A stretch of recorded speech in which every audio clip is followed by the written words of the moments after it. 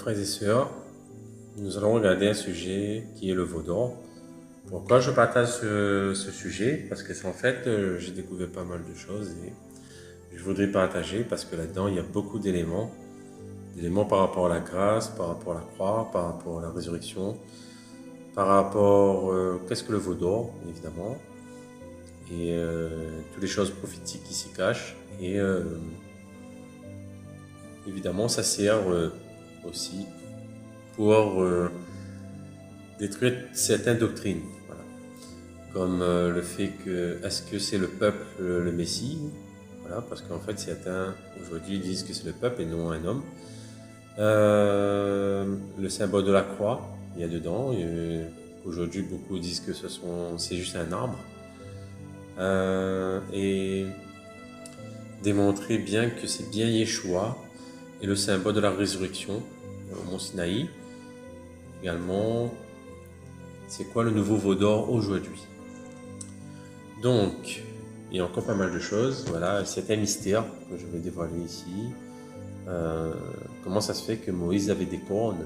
Voilà, c'est pas réellement sur le visage. Voilà.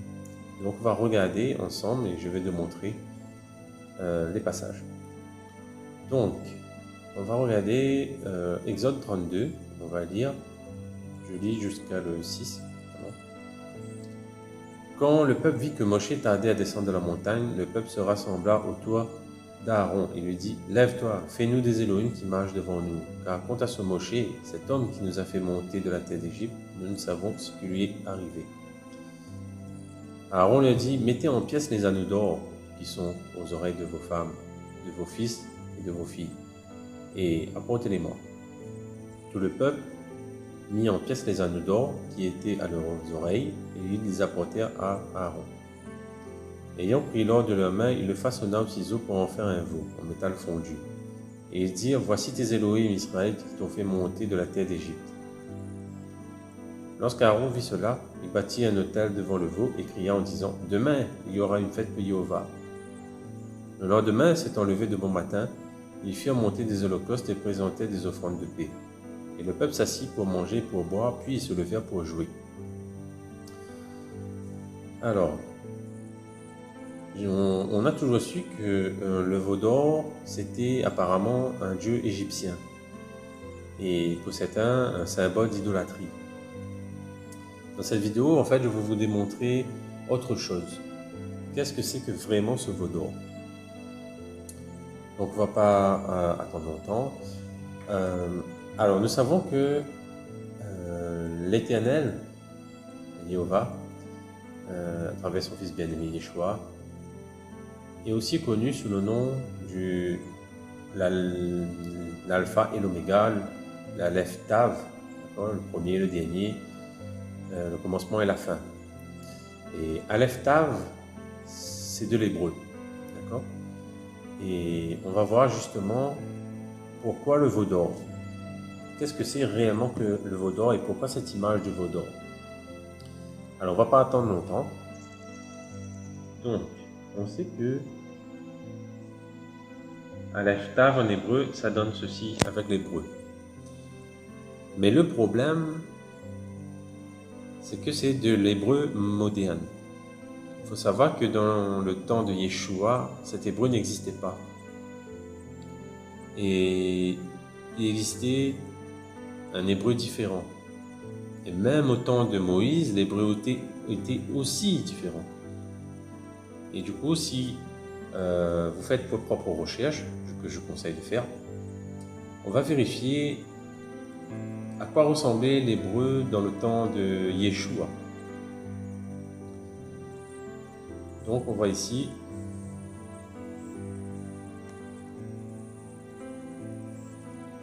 l'hébreu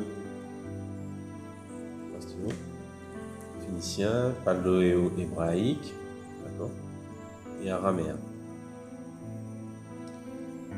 Dans le temps de Yeshua, c'était plutôt comme ceci. Donc voici des pièces qui ont été retrouvées, et lorsqu'on regarde, on voit bien que c'est pas de l'hébreu moderne, c'est bien de l'hébreu ancien. à cette époque. Et du coup, vous pouvez faire votre propre recherche, hein, évidemment. Vous voyez, c'est des pièces anciennes qui ont été retrouvées, des cycles d'argent.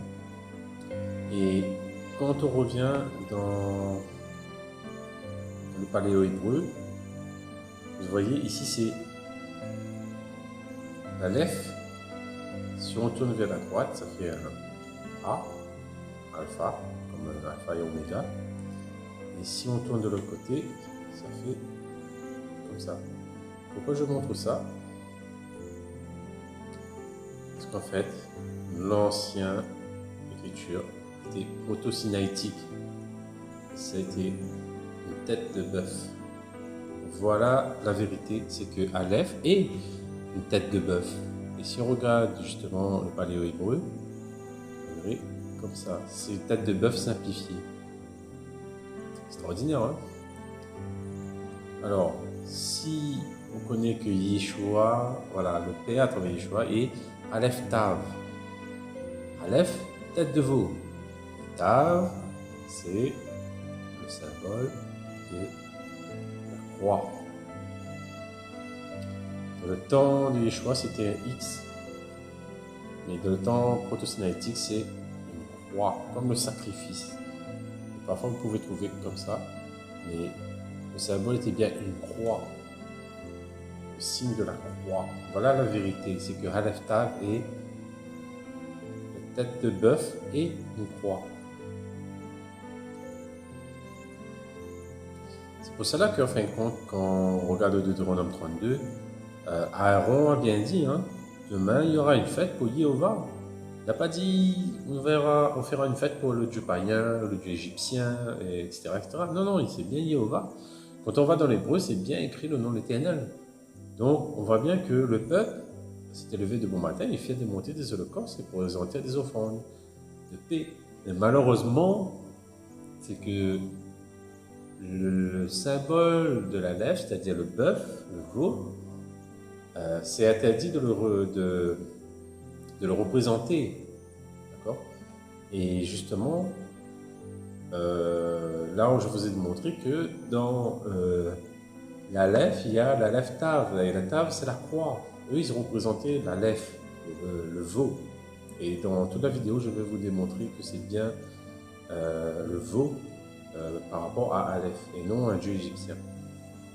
Verset 7. Alors Jéhovah dit à Moshe, va, descends car ton peuple que tu as fait monter de la terre d'Égypte s'est corrompu.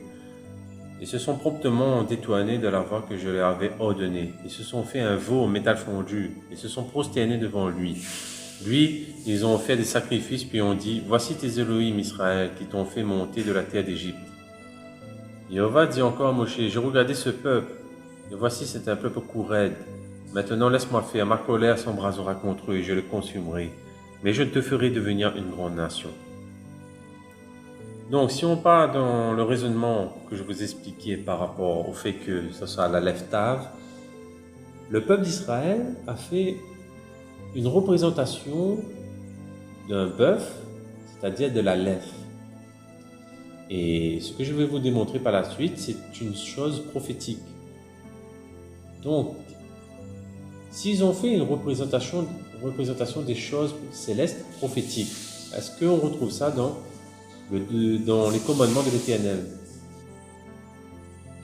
Si on va dans Exode 20, verset 4, il dit « Tu ne te feras pas d'idole, ni une image des choses qui sont là-haut dans le ciel, ni ici-bas sur la terre, ni dans les eaux sous la terre. » Donc, il est dit de ne pas faire des représentations des choses célestes. Et nous savons que dans la Bible, beaucoup de fois, il y a eu des représentations des choses célestes sur la terre, comme le tabernacle, comme l'arche de Noé, tout ça. Mais ça, c'était l'Éternel qui avait demandé. Mais les choses célestes, eux, ils se sont prosternés devant. Ils ont créé une idole des choses qui étaient célestes, justement, des choses à venir. Voilà, des représentations des choses à venir. Et ils se sont prosternés devant la lèvre. Parce qu'ils savaient que c'était l'Éternel. Donc du coup, ils avaient transgressé l'un des 10 commandements, de ne pas justement faire une représentation des choses célestes. Je vous prie de bien continuer la vidéo et de ne pas zapper parce que il ne faut pas croire que c'est une vidéo quelconque où on essaie de prouver des choses qui n'existent pas. C'est pour cela que je vous conseille de continuer jusqu'à la fin. Donc, quand on revient ici, on voit bien que l'Éternel était en colère contre eux. Et justement, pourquoi ils ont fait ça? Parce qu'en fait, Moïse était parti. Et quand on va voir, par exemple, dans Acte 7, on voit bien, par exemple, à partir du verset 20, il y a une explication par rapport à Moïse. Voilà, je vous laisse lire Acte 7, que Moïse, en fait, vous avez la naissance de Moïse. Moïse était en Égypte. Moïse fut instruit dans la sagesse des Égyptiens. Voilà. Or qu'il passait ses frères, comprenait que Elohim leur donnait le salut par son entremise. On voit que tout ça parle de Moïse. D'accord.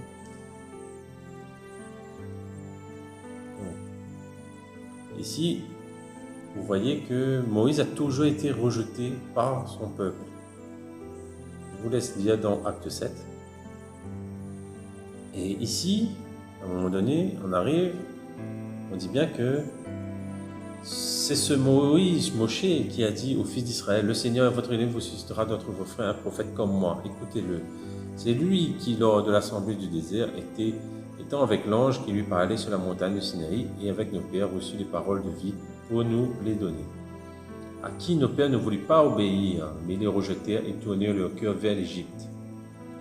En disant à Aaron, fais-nous des Elohim qui marchent devant nous, car nous savons ce qui est arrivé à ce Moshe qui nous a conduits hors de la terre d'Égypte. Ici, on voit bien que les pères, dans le temps de Moshe, n'ont pas obéi à Moshe. Ils ne parlent pas de l'Éternel, ils parlent de Moshe, de Moïse, si vous voulez. Et le rejetèrent et tournèrent leur cœur vers l'Égypte. Ils ont rejeté encore Moïse. En sachant que lorsqu'on rejette Moshe, on rejette aussi Jéhovah, les commandements. Et du coup, quand on revient dans l'Exode, on comprend mieux pourquoi.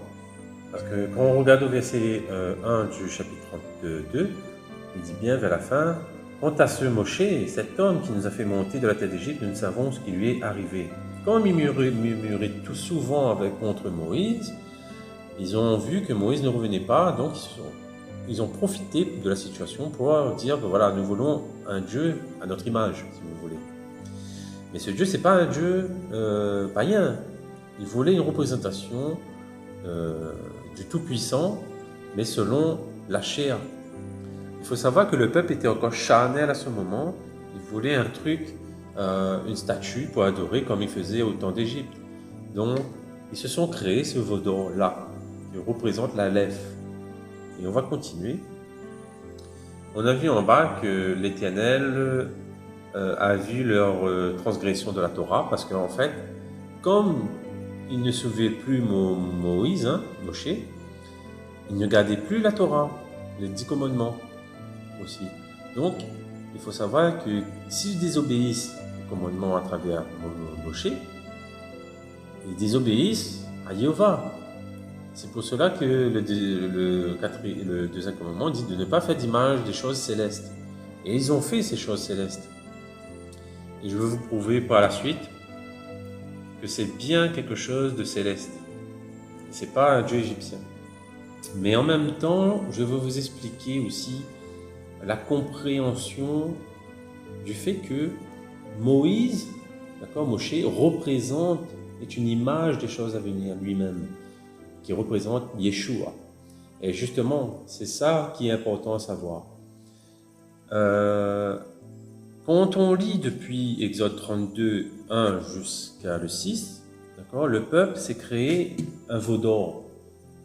C'est-à-dire, ils se sont créés quelque chose, une adoration qu'ils veulent faire à Jéhovah selon leur propre cœur, leur propre tradition maintenant, leur propre commandement.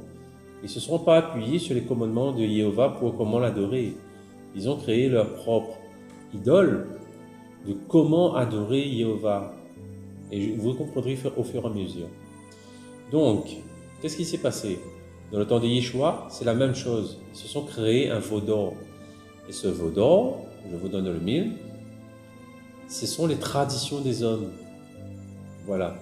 Parce que Yeshua dit bien, ne vous donne pas les versets, vous savez très bien, dans les évangiles, que Yeshua dit, hypocrite, Isaïe a bien prophétisé sur vous en disant, ce peuple m'honore des lèvres, mais son cœur est éloigné de moi. C'est en vain qu'il m'honore en mettant des traditions des hommes, voilà, au-dessus des commandements de Jéhovah. En fait, en mettant des commandements au-dessus des commandements d'hommes, des désirs d'hommes, de comment adorer Elohim selon leur cœur, et non ce que Elohim demande, ils se sont créés un veau d'or. D'accord? Et ça, justement, dans le temps de Yeshua, c'est ce que Yeshua dénonçait. Et c'est pour cela qu'il avait dit qu'ils avaient pour père le diable. Okay? On continue, et en même temps, on donne l'exemple de Yeshua. Alors, c'est écrit ici. Alors, Jéhovah dit à Moshe, va, descends car ton peuple que tu as fait monter de la terre d'Égypte s'est corrompu. Ils se sont promptement détournés de la voie que je lui ai ordonnée et se sont fait un veau en métal fondu, se sont prosternés devant lui et ont fait des sacrifices, puis ont dit, voici tes Elohim d'Israël qui t'ont fait monter de la terre d'Égypte. Et Jéhovah dit encore Moshe, j'ai regardé ce peuple, voici c'est un peuple au cou raide. Maintenant laisse-moi faire, ma colère s'embrasera contre eux et je le consumerai, mais je te ferai devenir une grande nation. Donc, quand on analyse cela, il faut savoir que Moshe est monté sur une montagne. Pourquoi? Pourquoi une montagne? Pourquoi absolument une montagne? En fait, il faut savoir que quand on est sur une montagne, on est en hauteur. La montagne représente les cieux, d'accord? Ça représente une hauteur. Donc il faut monter, descendre. Et qui est descendu si ce n'est le Fils de l'homme, Yeshua? Il n'est pas dit Yeshua, personne n'est monté au ciel si ce n'est celui qui est descendu, d'accord? Donc Moïse, qui représente Yeshua, justement, est descendu de la montagne. Et le truc, c'est que quand Yeshua était en haut, il est descendu aussi. C'est une image, justement. Parce qu'en fait, son peuple s'était détourné. Ils ont le cou raide. Et justement, c'est à cause de ça que Yeshua est descendu prophétiquement. Ok, on continue. Il y a beaucoup à dire, mais j'essaie d'avancer. Alors, on continue à lire. Alors Moshe supplia la face de Jéhovah, son Elohim, et dit, Jéhovah, pourquoi ta colère s'embraserait-elle contre ton peuple? Tu as fait sortir de la terre d'Égypte par une grande puissance et par une main forte. Pourquoi les Égyptiens parleraient-ils en disant, c'est une mauvaise intention qui les a fait sortir pour les tuer dans les montagnes et pour consumer la face du sol? Reviens de l'ardeur de ta colère et repens-toi du mal à l'égard de ton peuple. Souviens-toi d'Abraham, d'Isaac et d'Israël, tes serviteurs, auxquels tu as juré par toi-même, en leur disant, je multiplierai votre postérité comme les étoiles des cieux. Et je donnerai à votre postérité toute cette terre dont j'ai parlé, et ils n'hériteront à jamais. Et on va se repentir du mal qu'il avait fait et qu'il ferait à son peuple. En fait, il y a une intercession. Et du coup, l'Éternel a envoyé son Fils sur la terre. D'accord? Et il faut savoir que l'Éternel va sauver son peuple, justement, au lieu de les détruire. C'est prophétique. Voilà tout ce qui s'est passé ensuite. Ensuite, Moshe regarda et descendit de la montagne, ayant de ses mains les tablettes du témoignage. Les tablettes étaient écrites des deux côtés, écrites de l'un et de l'autre côté. Les tablettes étaient l'ouvrage d'Elohim et l'écriture était l'écriture d'Elohim gravée sur les tablettes. Il faut savoir que, aussi, si vous voulez que je vous démontre ensuite, que Yeshua est lui-même ces tablettes. Je ne vais pas dire que c'est les tablettes de pierre, je veux dire que cela représente Yeshua. Quand on regarde le tabernacle, tout le tabernacle représente Yeshua. Même le bois qui refleurit, qui représente la résurrection, les tablettes qui représentent la Torah, la loi, la manne dans un vase d'or, voilà, il est le pain du ciel dans un vase d'honneur, voilà. Donc voilà, je vous laisse le reste.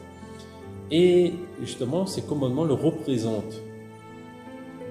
Et en tant qu'homme, Moïse était un homme qui est parti, descendu de la montagne. C'est prophétique, c'est un homme, c'est pas le peuple. C'est un seul homme qui est descendu qui représente Yeshua, et la loi de ses mains, ça le représente aussi. Il est la loi faite chair. Voilà. Et quand on continue, il est descendu justement, et Yehoshua entendait la voix du peuple qui faisait un grand bruit, dit à Moshe, il y a un cri de guerre dans le camp. Il dit, ce n'est pas un bruit de guerre, de bravoure, ni un bruit de cri de défaite. J'entends un bruit de gens qui chantent. Et il arriva que, lorsque Moshe fut approché du camp, il vit le veau et les danses. Je m'arrête à là. Alors, Yeshua est descendu, mais c'est pour amener, la parole, c'est pour amener la justice. Et c'est exactement ce que Moshe a fait. Mais malheureusement, il a vu que son peuple s'était détourné de l'Éternel. Et lorsqu'on continue, on voit que la colère de Moshe s'embrasa et jeta de ses mains les tablettes et les brisa au pied de la montagne. Il faut savoir que Yeshua représente ces tables aussi. Il représente Moshe. Moshe le représente, on va dire. Et ces tables, les 10 commandements, ça le représente aussi. Il faut savoir qu'il était au pied de la montagne, c'est-à-dire qu'il n'était plus en haut de la montagne. Il était en bas. En sachant que la montagne représente le ciel quand il est en haut. Et le bas de la montagne, c'est la terre, le sol, la terre. Et les commandements ont été brisés. Et dans Ésaïe 53, on peut voir, dans Ésaïe 53, verset 5, il a été profané à cause de nos transgressions. Justement, par rapport au veau d'or, c'est une image avant. Et brisé à cause de nos iniquités. Le châtiment de notre paix est tombé sur lui et c'est par ses meurtrissures que nous sommes guéris. Donc, c'est une image de Yeshua qui a été brisée. Ce sont les commandements. Et ici, dans Exode 32, on voit bien que ces commandements ont été brisés. En fait, c'est Yeshua, en tant qu'homme, que Moïse représente, qui a été brisé sur la terre. Voilà, à cause de nos iniquités. C'est une image extraordinaire. C'est le fait qu'il est brisé carrément sur la terre. Pas en haut de la montagne, mais sur la terre. Ensuite, on va continuer. Il prit ensuite le veau qu'ils avaient fait, le brûla au feu et l'écrasa jusqu'à qu'il soit réduit en poudre.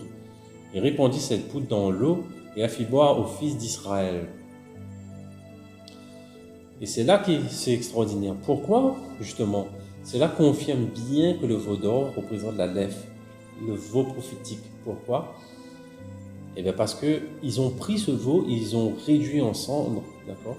Et en poudre, ils ont mis dans de l'eau et il les fait boire aux fils d'Israël. Pourquoi ils ont fait ça? Parce qu'en fait, il faut savoir que le peuple était charnel. Au lieu d'adorer Jéhovah en esprit, ils voulaient être charnels, faire des choses charnelles.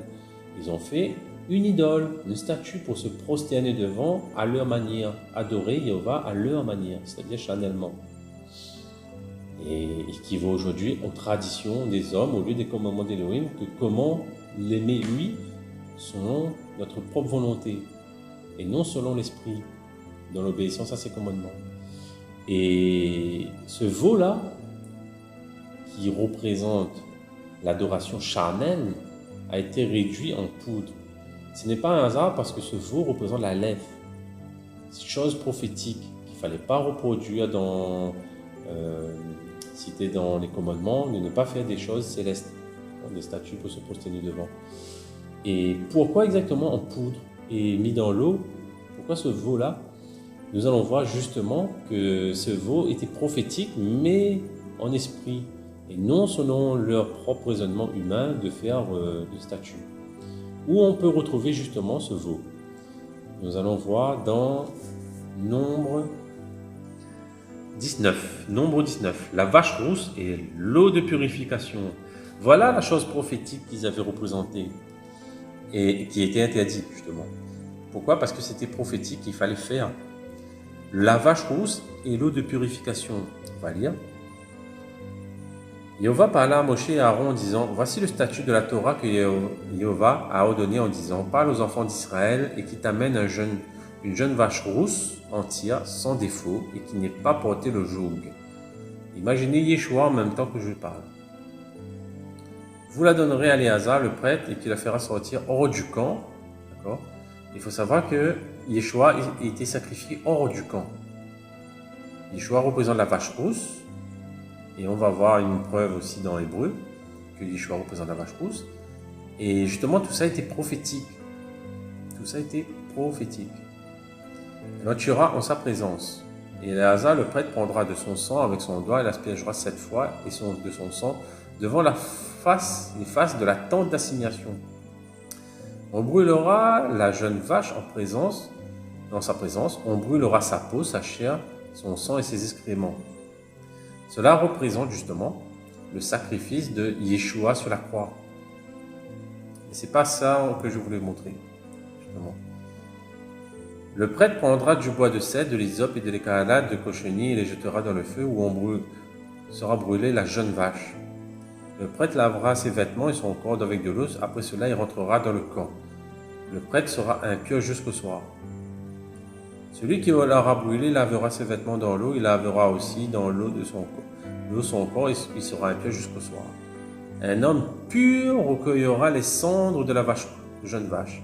Il faut savoir que si Yeshua représente la vache rousse qui est morte, c'est-à-dire que le sacrifice hors du camp, il a été emmené hors du camp, elle a été tuée, d'accord? Et il fallait quelqu'un, parce qu'il faut savoir que l'homme est fait de poussière. L'homme est fait de poussière. Ça ne veut pas dire qu'on l'a brûlé Yeshua, ça veut dire qu'on l'a tué, tout simplement, et il est fait de poussière. Et c'est prophétique tout ça. Je vous conseille d'aller analyser parce que en fait c'est très important. Et ensuite il dit, un homme pur recueillera les cendres de la vache rousse, de la jeune vache. Qui a tiré Yeshua sur la croix? C'est Joseph d'Arimathée. C'est lui apparemment l'homme pur. On va continuer. Et les déposera en dehors du camp, dans un lieu pur. En fait, Yeshua a été mis dans un tombeau neuf, qui n'a jamais été utilisé ni souillé. Okay? Elles seront gardées pour l'assemblée des enfants d'Israël afin de faire l'eau contre l'impureté. C'est une purification pour le péché. Voilà à quoi servait justement la vache rousse, la lèvre, l'eau pour le péché. C'était des choses prophétiques, des choses à venir, des images célestes, des choses à venir. Et eux, ils ont fait une statue, une représentation de Aleph pour adorer selon leur manière et non selon ce que Yahweh a donné à travers Moshe. Et dans ce cas-là, ici, cette chose prophétique était vraiment dans le bon sens cette fois-ci, spirituellement parlant. C'est pas un niveau charnel comme ils ont fait en Égypte, au Mont-Sinaï. Là, cette eau de purification a tout son sens. Ce n'est pas comme l'autre côté où ils ont fait charnellement, ils étaient punis en buvant cette eau.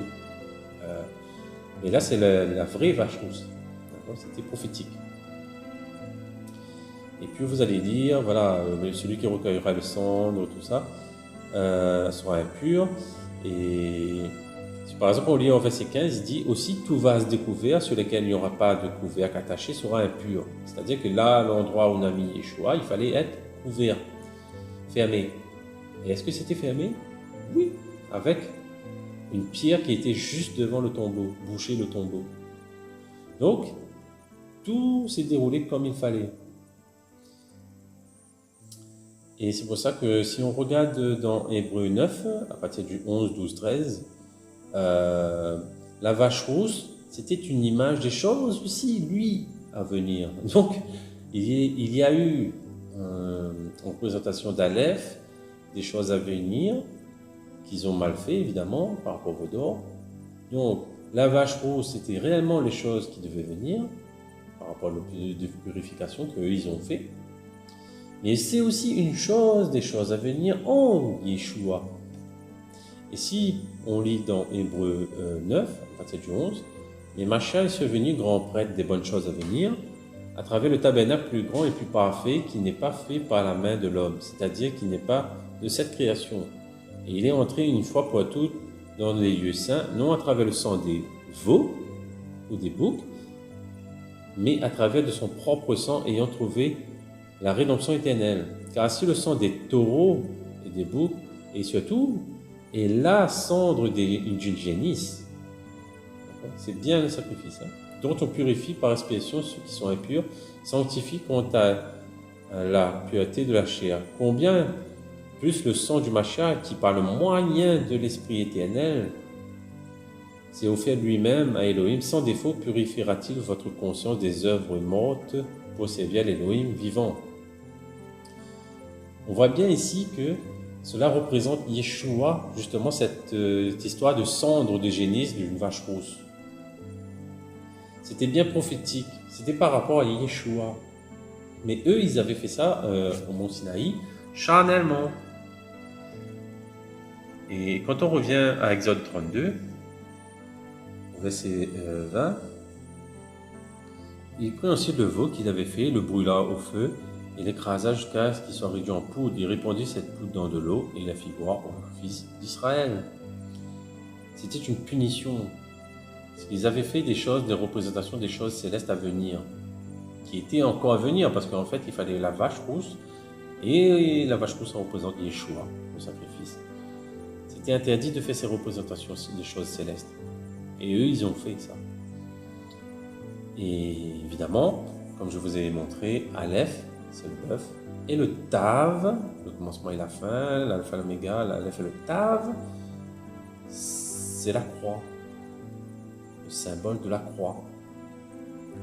Parce que parfois on cherche le symbole de la croix dans la Torah, c'est difficile à trouver. Mais là par contre, c'est bien le symbole de la croix. La croix qui est ici, Tav. Et c'était un X dans le temps de Yeshua. Il fallait juste tourner comme la tête de veau. Et si on continue, verset 21, et Moshe dit à Aaron, que t'as fait ce peuple pour que tu aies fait venir sur lui un si grand péché? Et Aaron lui dit, que la colère de mon Seigneur ne s'embrasse pas. Tu sais que ce peuple est porté au mal. Ils m'ont dit, fais-nous des Elohim qui marchent devant nous, car ce Moshe, cet homme qui nous a fait monter dans la terre d'Égypte, nous savons ce qui lui est arrivé. Alors je lui ai dit que celui qui a de l'or le mette en pièces. Ils me l'ont donné, et je l'ai jeté au feu, et ce veau en est sorti. Or Moshe vit que le peuple était en désordre, car Aaron l'avait mis en désordre, en dérision, auprès de leurs ennemis. Il faut savoir que ce passage n'est pas anodin, ce bout-là de 21 à 25. Pourquoi? Parce qu'en fait, il faut savoir que le Aaron, prophétiquement, cela représente tous les chefs, les bergers, les pasteurs du temps de Yeshua qui ont dispersé le troupeau. C'est une image des choses à venir, justement. Parce qu'en fait, Yeshua dénonce cela, le Seigneur dénonce ça dans Ézéchiel 34. Le titre déjà, c'est Jugement d'Elohim sur les faux bergers. Je vous laisse lire, hein, parce qu'ils ont fait disperser le peuple, etc., etc. Et le titre ici, on peut voir, hein, le bon berger qui restaure son troupeau, Jéhovah. Et le bon berger, ça représente aussi Yeshua. Et justement, je vous laisse lire, hein, Ézéchiel 34. Mais on va continuer dans Exode 32, voilà, parce qu'en fait, ça représente le fait que le peuple s'est révolté, voilà, ils ont fait un veau d'or, c'est-à-dire ils se sont comment dire, égarés, ils ont mené le troupeau à s'égarer, et le bon berger, il vient, voilà. Et justement, ça représente Moïse. Donc on va continuer, alors jusqu'au 25, voilà, il était en désordre, etc. Et le 26, il dit, et Moshe se tenant à la porte du camp, dit, qui est pour Jéhovah, qu'il vienne vers moi, et tous les fils de Lévi se rassemblèrent autour de lui. Et dans Jean 6, verset 37, on peut voir, tous ceux que le Père me donne viendront à moi, et je ne mettrai pas dehors celui qui vient à moi. Car je suis descendu du ciel, comme Moïse, hein, qui est descendu de la montagne, non pour faire non ma volonté, mais la volonté de celui qui m'a envoyé, comme Moïse qui est descendu de la montagne. Exactement la même chose. Mais Yeshua, lui, il ne vient pas pour détruire directement, mais il vient pour donner la vie. Et quand on va dans Exode 32, il dit que qui est pour Jéhovah, qui vienne vers moi? Cela représente Yeshua qui dit ça justement. Et tous les fils de Lévi se rassemblaient autour de lui. Alors, pour les fils de Lévi, il faut savoir que sous Yeshua, il n'y a plus de ces sacrificateurs dans le nom de Lévitique, voilà, dans le sacerdoce de Lévitique. Par contre, dans le sacerdoce de Melchisédek, tous les croyants deviennent des sacrificateurs. Et on peut voir dans l'Apocalypse, de l'Apocalypse 1, verset 6, et qui a fait de nous des rois et des prêtres pour Elohim, son Père. A eu la gloire, la force, la souveraineté pour les âges et les âges. Amen. Donc, ça dépend des traductions. Vous avez le mot prêtre ou sacrificateur. Donc, si on lit depuis tout, c'est en fin de compte, c'est par rapport au sang, voilà, je vous laisse lire, à celui qui nous a aimés, qui nous a lavé de nos péchés dans son sang et qui a fait de nous des rois et des prêtres pour Elohim, son Père. Donc, on voit bien qu'on devient des sacrificateurs. Comme il n'y a plus le sacerdoce lévitique, on est passé sous Melchisédek. Donc, prophétiquement, c'est ça. C'est que toutes les personnes qui ont suivi Yeshua deviennent sacrificateurs pour l'Éternel. Et c'est pour cela que si on relit justement ce qui est écrit ici, verset 26, qui viennent vers moi et tous les fils de Lévi se rassemblèrent autour de lui. Donc, toutes les personnes qui ont cru en Yeshua se rassemblent autour de Yeshua et deviennent des sacrificateurs pour le Père. Okay? Tout ça était prophétique. Ce sont des images des choses à venir, tout ce qui s'est passé au mont Sinaï. Et verset 27, il leur dit « Ainsi par Jéhovah, l'Élohim d'Israël, que chacun mette son épée à son côté, passer et retourner de porte en porte dans le camp, tuer chaque homme son frère, chaque homme son compagnon, chaque homme son prochain. » Il faut savoir que dans le Nouveau Testament, il vient dit que je ne suis pas venu apporter la paix sur la terre, mais l'épée. Et lui, il est différent. Pourquoi? Parce qu'il ne va pas tuer physiquement, charnellement, tout de suite. Il faut savoir qu'il a amené une séparation entre ceux qui servent Jéhovah et ceux qui ne le servent pas. Et évidemment, ceux qui ne le servent pas, c'est la mort. C'est pas, on ne meurt pas tout de suite. Les gens qui n'acceptent pas la parole, ils vont mourir, évidemment, mais pas tout de suite. Et ceux qui acceptent la parole, ce sont des sacrificateurs qui ont accepté, ils sont devenus sacrificateurs. Donc il y a bien cette séparation entre ceux qui croient en Jéhovah et ceux qui ne croient pas. Ceux qui ont accepté Yeshua, ceux qui n'ont pas accepté. Il y a cette séparation qui a été mise maintenant dans notre famille, dans notre entourage, parce que beaucoup ne veulent pas suivre l'Éternel. Et du coup, qu'est-ce qui s'est passé au mont Sinaï? Les fils de Lévi firent selon la parole de Moshe. Évidemment, les disciples ont fait comme Yeshua a dit. Et ce jour-là, il tomba parmi le peuple environ 3000 hommes. 3000 hommes. Retenez bien ce chiffre. 3000 hommes sont morts à cause de ça. Ils ont perdu la vie. Et en sachant que Yeshua, lui, donne la vie, est-ce que dans le temps de Yeshua, même après sa résurrection, est-ce qu'il y a 3000 hommes qui ont eu la vie? Il faut faire une contrebalance. Eh bien oui, si nous allons voir dans Acte 2, 41. Ceux donc qui acceptaient sa parole avec joie furent en effet baptisés et environ 3000 âmes furent ajoutées ce jour-là. Okay. 3000 personnes ont été sauvées ce jour-là. 3000. De l'autre côté, 3000 morts. Et là, 3000 qui ont eu la vie. Il y a une balance qui a été faite. Et c'est extraordinaire. C'est vraiment extraordinaire. Si on revient dans Exode 32, verset 29, on continue. Moshe dit, remplissez vos mains aujourd'hui pour Jéhovah. Oui, chaque homme contre son fils et contre son frère, c'est pour vous donner aujourd'hui une bénédiction. Voilà, il y a eu une séparation. Et d'ailleurs, Yeshua dit bien, celui qui aime sa famille plus que lui, ben, en gros, voilà, n'est pas digne d'être son disciple. Et on va continuer.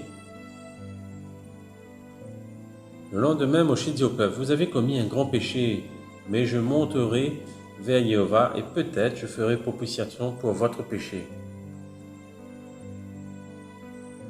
Ça représente Yeshua qui dit qu'il va remonter au Père pour intercéder pour son peuple en tant que grand prêtre. Moshe retourna vers Jéhovah et dit, oh, je te prie, ce peuple a commis un grand péché en se faisant des Elohim d'or. Maintenant, ou tu pardonnes leur péché, ou sinon, efface-moi, s'il te plaît, de ton livre que tu as écrit. Okay. Donc,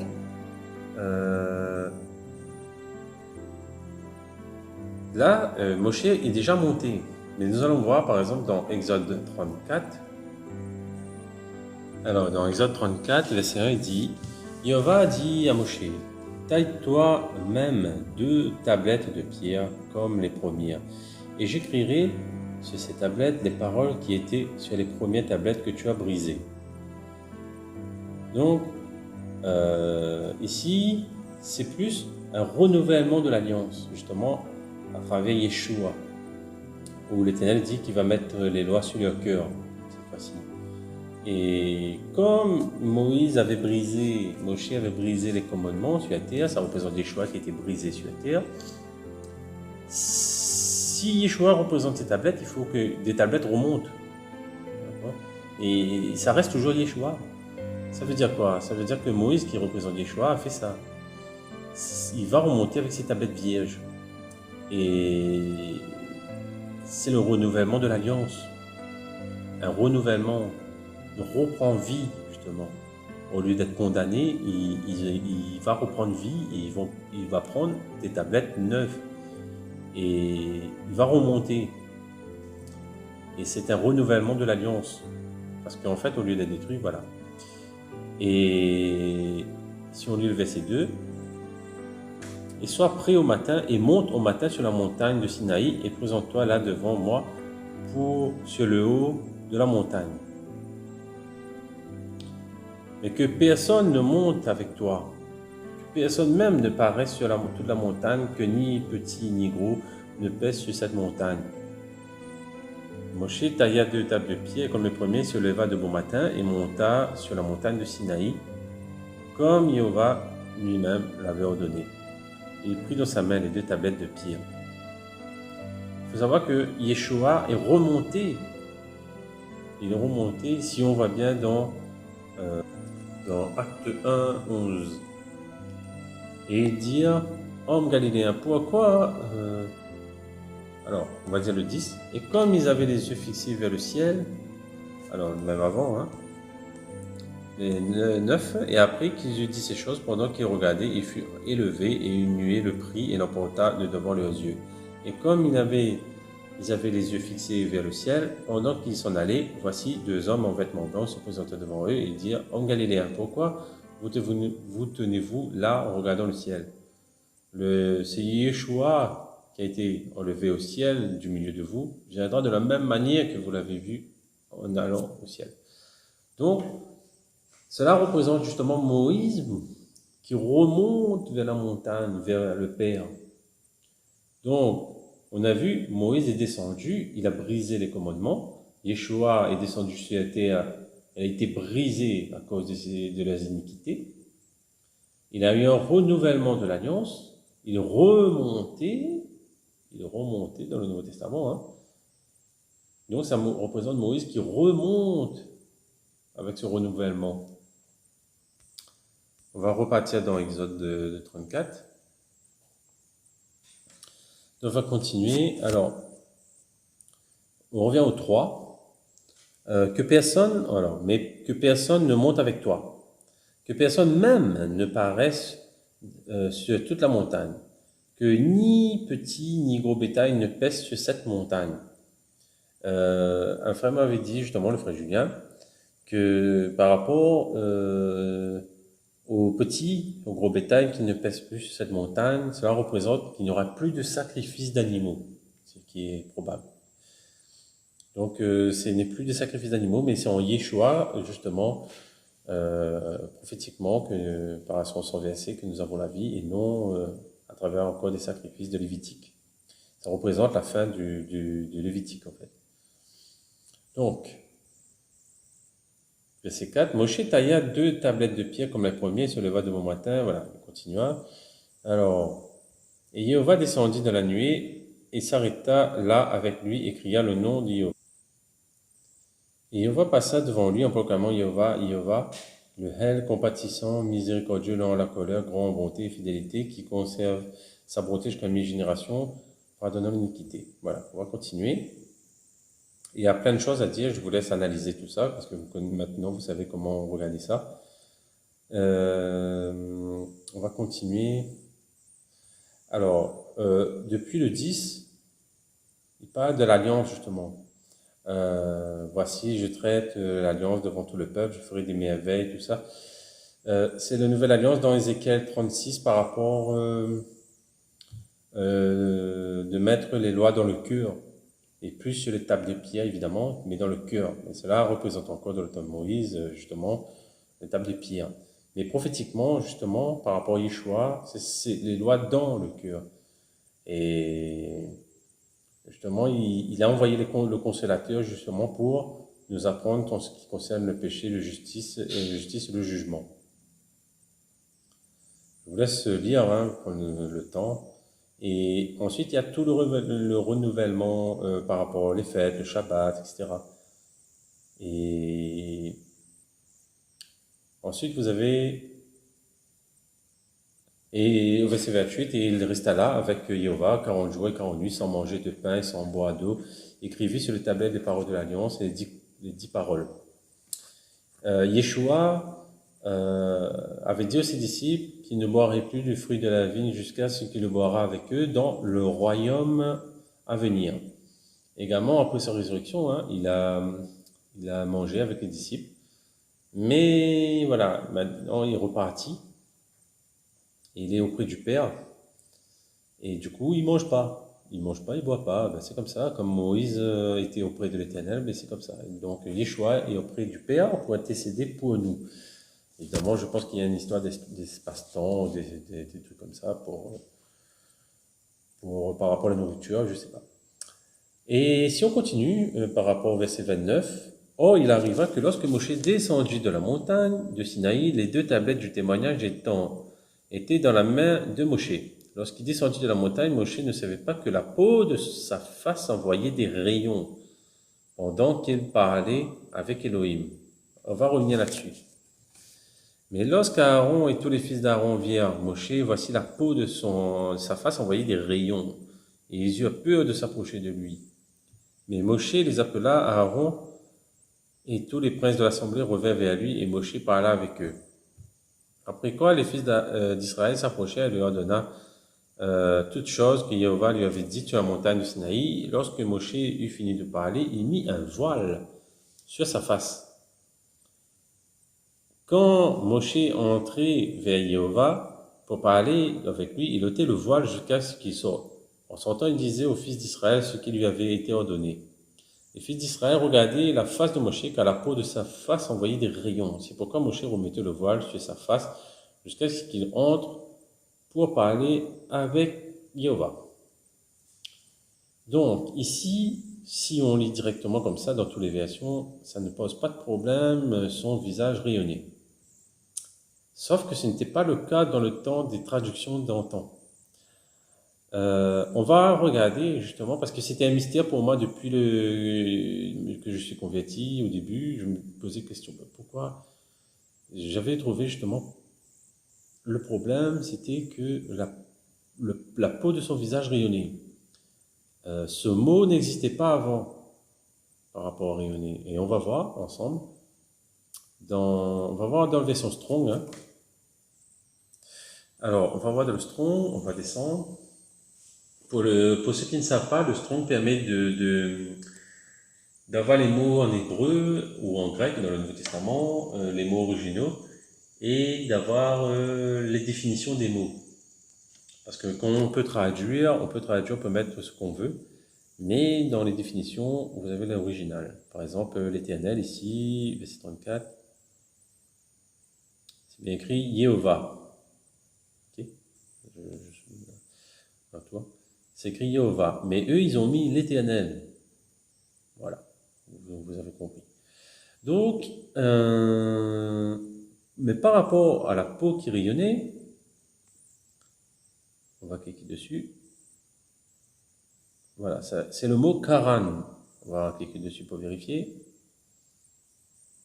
Donc, Karan veut dire envoyer des rayons ou avoir des cônes et être connu. Et d'après mes recherches, c'est bien être connu qui a été utilisé et envoyer des rayons, c'était mis, voilà, rayonner et avoir des cônes. Rayonner, c'était mis récemment. Et si vous voyez par exemple à droite les occurrences, et on voit bien ici que rayonner, c'est toujours dans Exode 34, Exode 34, Exode 34, pour le mot Karan. Okay. Ils ont mis un nouveau mot, parce que j'ai vérifié moi-même, ils ont mis un nouveau mot. Et c'était pas ce mot-là avant. Il n'y a que le psaume 69-32 qui dit c'est quoi le mot Karan. Et c'est bien avoir des cornes. Et on va partir voir, justement. Alors, psaume verset 32. Cela est agréable à l'Éternel, plus qu'un taureau, avec des cornes, Karan. Et le truc, c'est que les gens, dans le passé, ils savaient que c'était des cornes. C'était pas des rayons de lumière. C'était certainement des rayons de lumière, mais en forme de cornes. Et on va voir ça justement dans le passé, comment il représentait Moïse. Alors voilà comment il représentait Moïse, toujours avec des cornes, comme vous voyez sur l'image. Si vous tapez Moïse corne, c'est vite fait. Hein. Vous voyez? Toujours avec des cornes. Et moi je pense que c'est plus comme ça, avec des cornes lumineux. Mais peut-être sur le front. Et pourquoi je dis ça? Parce qu'il a mis un voile. Et pourtant, ce mot, ça signifie bien corne. Comment ça se fait? Tout simplement, je vous laisse faire votre propre recherche, hein, évidemment. Sur Internet, vous ne voyez pas des explications là-dessus, mais si on part dans le principe que j'explique par rapport à Aleph, vous avez la réponse. C'est-à-dire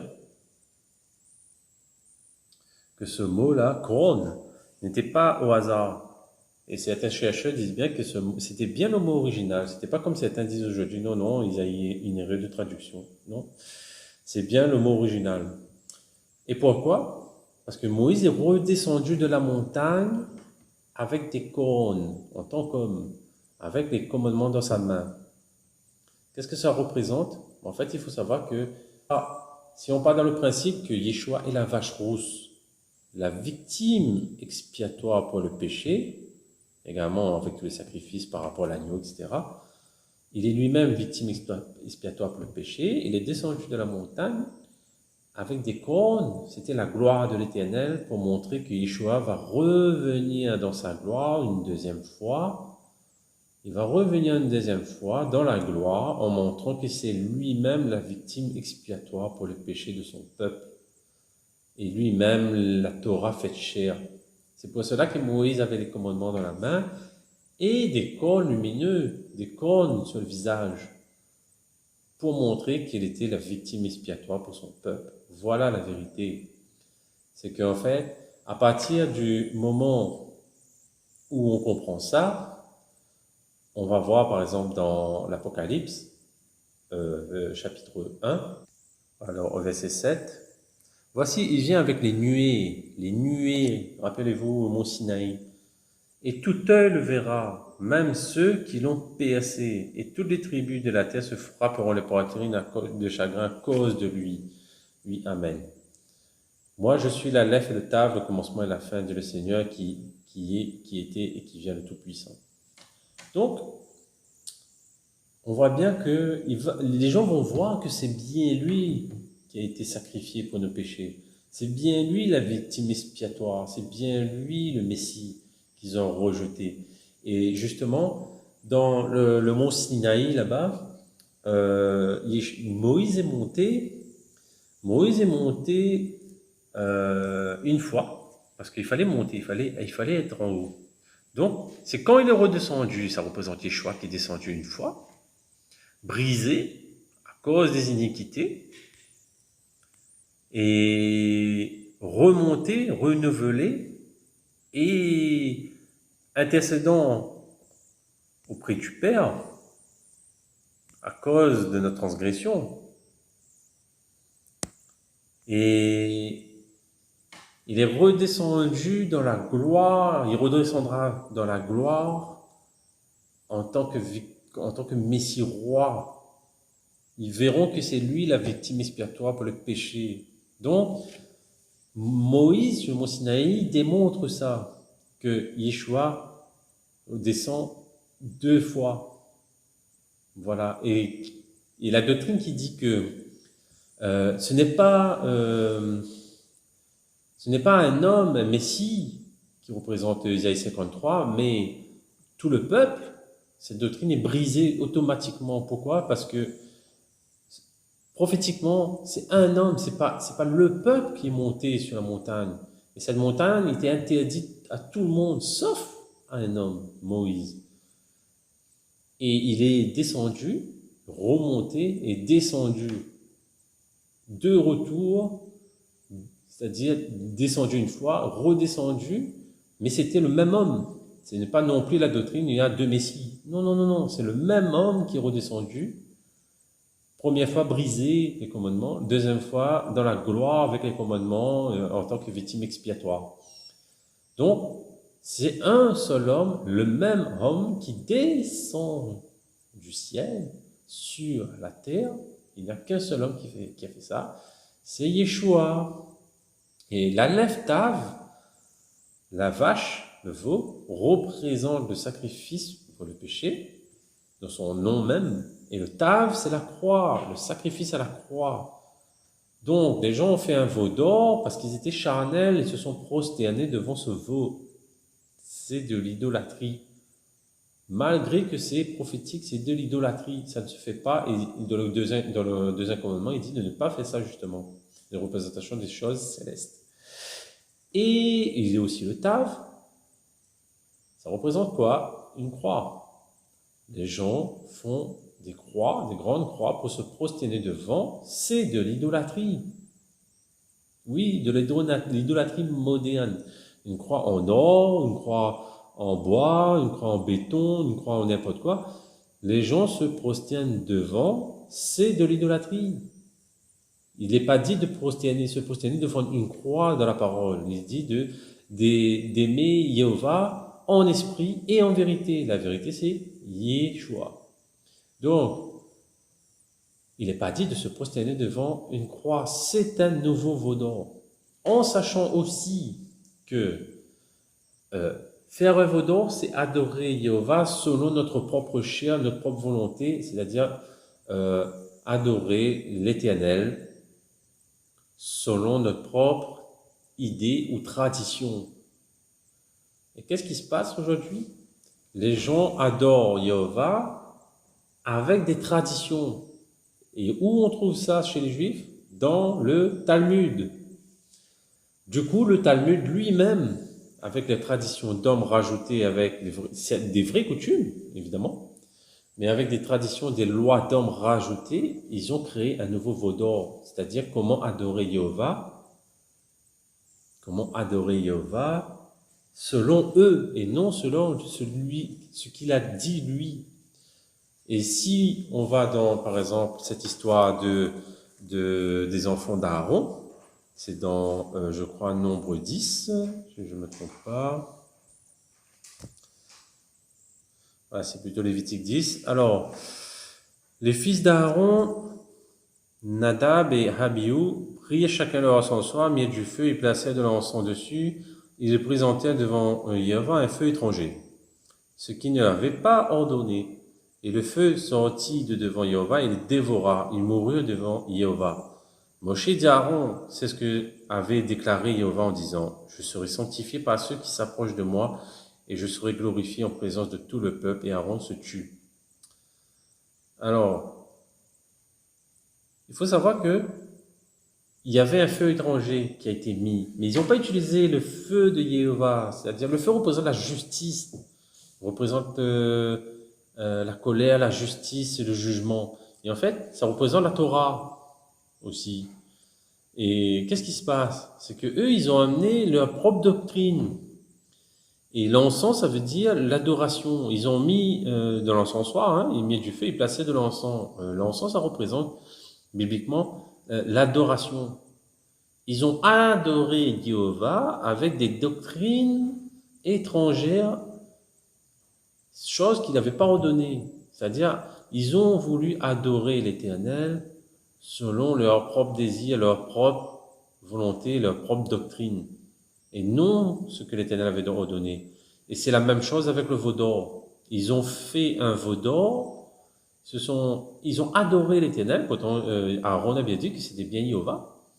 Ils ont adoré l'Éternel selon leur propre chair, comment ils voulaient adorer selon leur propre envie, et non selon ce que l'Éternel a ordonné, c'est-à-dire des commandements. Spirituellement, il ne voulait pas spirituellement, mais charnellement. Et aujourd'hui, on crée des lois dans le Talmud, dans des lois d'hommes, des traditions. On impose ça aux gens de comment adorer Jéhovah,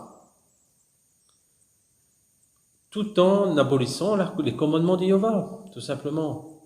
Et personnellement, j'ai déjà rencontré un juif, je témoigne, on s'est retrouvés, on était à la Réunion, lui-même quand je lui ai dit, il a vu nos franges et tout, et du coup il a dit, ah, vous portez des franges aussi? Je dis oui. Et je lui ai expliqué, il dit non, nous on croit en Yeshua, nous on garde les commandements de Jéhovah, les met en pratique. Et devinez quoi? La parole, la vérité est sortie, la vérité. Il m'a dit, avec un cœur sincère, hein, ah oui, c'est vrai, on garde les traditions, on met dessus des commandements. Et par exemple, quand un rabbin déménage, ben, tout le monde déménage aussi. Voilà, il y a plein de traditions qui gardent de leur grand-mère. Donc c'est vrai, c'est vrai. De sa bouche, il m'a dit ça, la vérité. La vérité. Et aujourd'hui, c'est le Talmud qui est devenu un veau d'or. Et malheureusement, des frères suivent des rabbins, des juifs, qui eux-mêmes ont pour repère le diable. Je répète, ils ont pour repère le diable. Ce n'est pas moi qui ai dit, c'est Yeshua qui a dit. Vous avez pour repère le diable. Vous mettez des commandements, des traditions des hommes au-dessus des commandements de Jéhovah. Et les gens qui disent, c'était avant mais pas aujourd'hui, ben regardez les lois qu'ils mettent aujourd'hui, des lois difficiles à porter pour un Shabbat, juste pour un Shabbat, alors imaginez le reste. Donc, c'est adorer Jéhovah selon notre propre volonté et non ce qu'il a ordonné. C'est ça le danger, c'est ça le veau d'or. Donc, j'ai démontré ici que le veau d'or, c'était la représentation prophétique de l'Aleph et le sacrifice à venir par rapport à la vache rousse et le sacrifice qui est déjà fini à travers Yeshua, voilà, que je dis à venir par rapport à la vache rousse, voilà, c'était avant. Et Yeshua, justement, est sacrifié comme la vache rousse. C'était prophétique, c'était pour Yeshua, pour arriver à Yeshua. C'était l'ombre des choses à venir, voilà.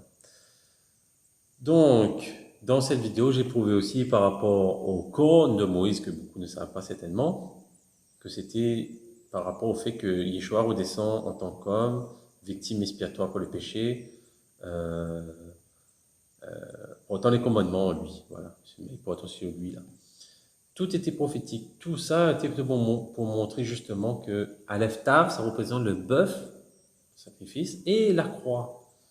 La croix qui représente la croix du sacrifice. Hein. Et dans la Bible, c'est difficile de retrouver la croix si on n'a pas l'ancien langage, c'est-à-dire l'ancien hébreu proto-sinaïtique ou proto-cananéen ou, voilà, ou même l'hébreu ancien.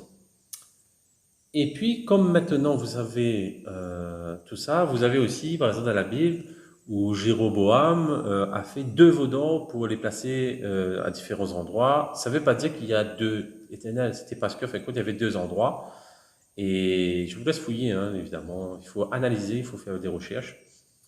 Et il a trompé le peuple de Jéhovah par rapport à ses veaux, en disant, voilà, que maintenant ça a changé, tout ça. Mais tu ne peux pas tromper le peuple de l'Éternel autrement en montrant des choses célestes. Voilà. Donc, il y a plein de versets comme ça. Je vous laisse vérifier dans les Actes. Aussi, il y avait un psaume qui dit que le peuple s'était détourné de Jéhovah parce qu'il gardait plus les commandements. Ben, évidemment, c'est à travers Moshe. Ils n'écoutaient plus Moshe. Donc, il y a plein de choses comme ça. Le cœur se sont tenus vers l'Égypte, c'est-à-dire que ils ont été charnels. Ils voulaient quelque chose qu'ils faisaient avant, mais avec Jéhovah. Par ailleurs, quand vous avez maintenant ces symboles, hein, que Aleph, Tav, c'est un bœuf et le Tav c'est une croix, bah, quand on retourne par exemple dans voir Ézéchiel 9, il dit, Jéhovah lui dit, passe au milieu de la ville, par le milieu de Yerushalayim, et marque la lettre Tav sur le front des hommes qui gémissent et qui soupirent à cause de toutes les abominations qui s'y commettent. Donc maintenant, vous savez que même le temps d'Ézéchiel, ce n'était pas l'hébreu moderne, ce n'est pas le Tav connu comme ceci. Hein. C'est pas le Tav, ce Tav-là qui est marqué sur le front, mais bien comme ceci ou comme cela. Donc on voit bien que même si on remet les écritures anciennes, le Tav, c'est une croix sur le front qui est marquée. Même au temps d'Ézéchiel ou au temps de Moïse, mais c'est une croix qui est marquée sur le front et non une forme moderne à peu près comme ça. Et puis, nous savons que le bœuf, le veau, ça représente la lèvre, le sacrifice expiatoire. Est-ce qu'on peut faire une similitude? Si on va par exemple, je ne sais pas, dans Ézéchiel 1, par exemple, quand Ézéchiel voit la vision de la gloire de Jéhovah, il dit bien la vision de la gloire de Jéhovah. Sachant que la gloire de Jéhovah, c'est toutes ces choses prophétiques qui vont s'accomplir, hein, qui sont accomplies aussi pas beaucoup. Par exemple, au verset 10, face, voilà, par rapport aux créatures qu'il a vues, leur face ressemblait à la face d'un humain. Prophétiquement, personnellement, je pense que c'est Yeshua. À la face d'un lion, qui représente la royauté. À la face d'un bœuf, qui représente le sacrifice. Et la face d'un aigle, qui représente la protection, l'omniprésence. D'accord? Par exemple, quand on va dans Deutéronome 32, par exemple, Deutéronome 32, on voit bien par rapport à l'aigle, ici. Comme l'aigle réveille son nid, couvre ses petits et dans ses ailes, les prend, les porte sur ses ailes, Yahweh seul l'a conduit et il n'y a pas eu avec lui de aile étranger. Ou le psaume 91, je crois. Voilà. Il te couvrira de ses plumes, tu trouveras refuge sous ses ailes. Voilà, sa fidélité d'un bouclier, une cuirasse. Bon voilà, il y a plein de références à l'aigle par rapport à Jéhovah. Donc, on peut faire ce rapprochement du fait que la bête de Ézéchiel, voilà, c'est les quatre faces, les quatre représentations de Yeshua. Voilà. Alors, la face ressemble à la face d'un humain, voilà, en tant qu'homme, Yeshua. La face d'un lion, le lion de la tribu de Juda, voilà, leur royauté. La face d'un bœuf, le sacrifice, la vache rousse. Et l'aigle, l'omniprésence, la protection. Donc on voit bien que si on regarde à peu près ça, quand on découvre c'est quoi le bœuf, il y a beaucoup de symbolisme. Donc je vous conseille d'aller regarder, faire un tour, vérifier.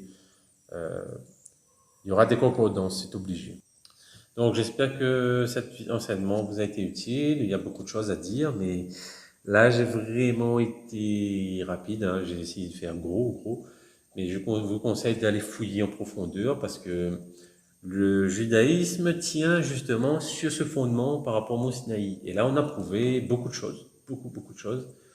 Maintenant, il ne reste plus grand-chose à expliquer. Hein. Je veux dire, on a prouvé que Yeshua revient deux fois, c'est par rapport au mont Sinaï, la gloire, les lois étaient brisées, c'est Yeshua.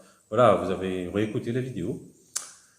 En tout cas, il y a d'autres vidéos qui arrivent et j'espère que ça vous sera utile et Évidemment, c'est une étude personnelle, ça ne concerne que moi, mais ceux qui veulent fouiller en profondeur, allez-y. En tout cas, soyez bénis dans le nom précieux de notre Sauveur Yeshua. À bientôt.